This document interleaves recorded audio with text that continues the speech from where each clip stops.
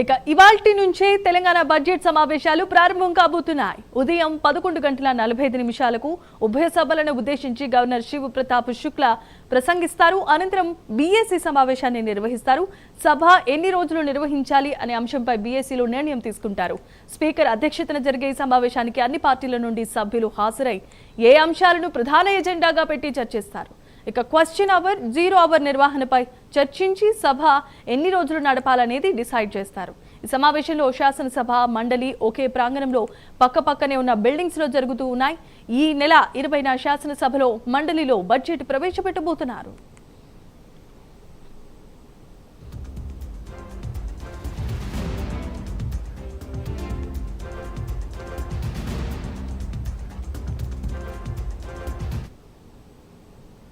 Right, ఇవాళ నుండి Telangana budget సమావేశాలు ప్రారంభం కాబోతున్నాయి. ముందుగా స్పీకర్ ప్రసంగిస్తారు. ఆ తర్వాత ఏ అంశాలపై చర్చించాలి అన్న దానిపై ప్రకటన చేస్తారు. ఎన్ని రోజులు నిర్వహించాలో కూడా ఆ విషయాన్ని స్పష్టం చేసే అవకాశం కనిపిస్తోంది. ఇదే అంశానికి సంబంధించి మరిన్ని అప్డేట్స్ ను మా కరెస్పాండెంట్ అజీం అందించడానికి సిద్ధంగా ఉన్నారు.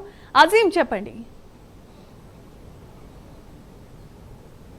ఈ రోజు నుంచి తెలంగాణ బడ్జెట్ అసెంబ్లీ సమావేశాలు ప్రారంభం కానున్నాయి. ఉదయం 11:45 ఏదైతే ఉభయ సభల్ని ఉద్దేశించి గవర్నర్ ఏదైతే ప్రసంగం ప్రారంభమవుతుంది. అయితే నూతనంగా వచ్చినట్టు గవర్నర్ని నిన్న డిప్యూటీ సీఎం బట్టి విక్రమార్క ఏదైతే అసెంబ్లీ సమావేశాలకు వచ్చి గవర్నర్ ప్రసంగం చేయాలని చెప్పి కూడా ఏదైతే ఆహ్వానించడం కూడా జరిగింది. సో శివప్రతాప్ శుక్లా తెలంగాణ గవర్నర్ అయిన తర్వాత ఇది తన మొదటి ప్రసంగం ఈరోజు 11:45 ఉభయ సభలను ఉద్దేశించి కూడా ఏదైతే శివప్రతాప్ శుక్లా ఏదైతే ప్రసంగిస్తారు. అయితే మనం ఓవరాల్గా చూసుకున్నట్టయితే 11:45కి ఏదైతే బడ్జెట్ సమావేశాలు ప్రారంభమవుతాయి. కానీ అంతకంటే ముందే 11:30కి ఏదైతే సీఎం రేవంత్ రెడ్డి, అలాగే డిప్యూటీ సీఎం బట్టి విక్రమార్క, అలాగే స్పీకర్ గడ్డం ప్రసాద్ కుమార్, మండలి చైర్మన్ గుత్తా సుఖేందర్ రెడ్డి ఆధ్వర్యంలో ఏదైతే తెలంగాణ తల్లి విగ్రహం అసెంబ్లీ ప్రాంగణంలో గాంధీ విగ్రహం పక్కకే తెలంగాణ తల్లి విగ్రహాన్ని కూడా ఏర్పాటు చేయడం జరిగింది. తెలంగాణ తల్లి విగ్రహాన్ని కూడా 11:30 ఏదైతే ఈ విగ్రహాన్ని ఏదైతే ఆవిష్కరించిన తర్వాత 11:45 ఏదైతే ఉభయ సభలు రెండు కూడా ఏదైతే ఒకేదంటే ప్రారంభం. అయితే మరొక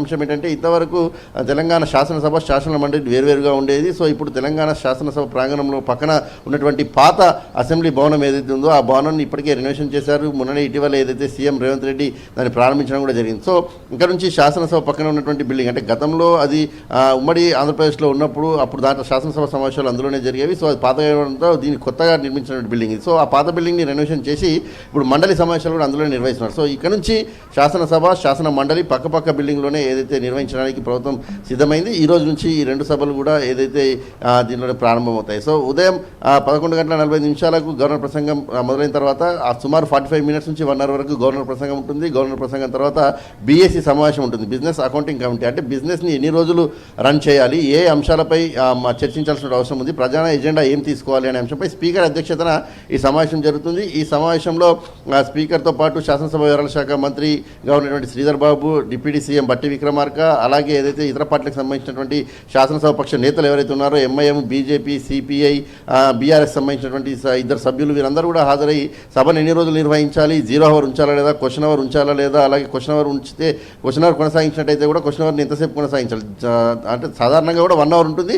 క్వశ్చన్స్ ఏదైనా ఇంపార్టెన్స్ ఉన్నప్పుడు కూడా దాన్ని ఎక్స్టెండ్ చేసే అవకాశం కూడా ఉంటుంది. అలాగే 0 అవర్ ఉంటుంది. ప్రతి సభ్యుడు సభలో మాట్లాడే అవకాశం ఎక్కువ సమయం దొరికేదంతా కూడా 0 అవర్లోనే వారి ప్రాంతానికి సంబంధించినటువంటి సమస్యల్ని 0 అవర్లో ప్రస్తావిస్తూ ఉంటారు. సో దీని తర్వాత బడ్జెట్ ప్రవేశపెడతారు కాబట్టి బడ్జెట్ సంబంధించిన పద్ధతుల సమావేశాలు ఉంటాయి. సో దీంతో పాటు ప్రధానంగా కొన్ని అంశాలు కూడా చర్చకు తీసుకురావాలని చెప్పి కూడా బీఆర్ఎస్ పార్టీ భావిస్తుంది. అందులో ఏదైతే 6 గ్యారెంట్లకు సంబంధించినటువంటి ప్రైవేట్ బిల్లును తీసుకురావాలని చెప్పి కూడా బీఆర్ఎస్ భావిస్తుంది. అలాగే ఇటీవల డ్రగ్స్ కేసు ఉన్నాయి, అలాగే ఎన్నికలు జరిగినటువంటి ఫలితాలు ఉన్నాయి, వీటితో పాటు రైతు బంధుకు సంబంధించినటువంటి సంబంధించిన స్కీమ్లు ఉన్నాయి, మూసీ నదికి సంబంధించినటువంటి అంశం ఏదైతే ఇటీవల పెద్ద ఎత్తున చర్చ జరుగుతుంది. సో ఎన్నిటికి సంబంధించిన అంశాలు కూడా చర్చకు వస్తాయి. సో ఈ బీఎస్సీ సమావేశంలో ఎన్ని రోజులు నిర్వహించాలనే దానిపైన చర్చ జరుగుతుంది. సుమారు మార్చి 30 నుంచి 31 వరకు నిర్వహించాలని చెప్పి కూడా ప్రభుత్వం భావిస్తున్నట్టు తెలుస్తుంది. మరి ప్రతిపక్షాలు ఏ మేరకు కోరుతాయి, మరి ప్రభుత్వం ఉన్నటువంటి వారు ఏ మేరకు అంగీకరిస్తారు, ఎన్ని రోజులకు అంగీకరిస్తారని చూడాల్సి ఉంటుంది. సో ఈ నెల 20 అంటే శుక్రవారం రోజు ఆర్థిక శాఖ మంత్రి ఉన్నటువంటి డిప్యూటీ సీఎం బట్టి విక్రమార్క శాసనసభలో ఏదైతే బడ్జెట్ని ప్రవేశపెడతారు, అలాగే శాసన మండలిలో శాసనసభ వ్యవహారాల శాఖ మంత్రి ఉన్నటువంటి శ్రీధర్ బాబు బడ్జెట్ని ప్రవేశపెడతారు. సో గత బడ్జెట్ మనం చూసుకున్నట్లయితే 3,46,000 కోట్లకు పైగా బడ్జెట్ ఉంది. మరి ఈసారి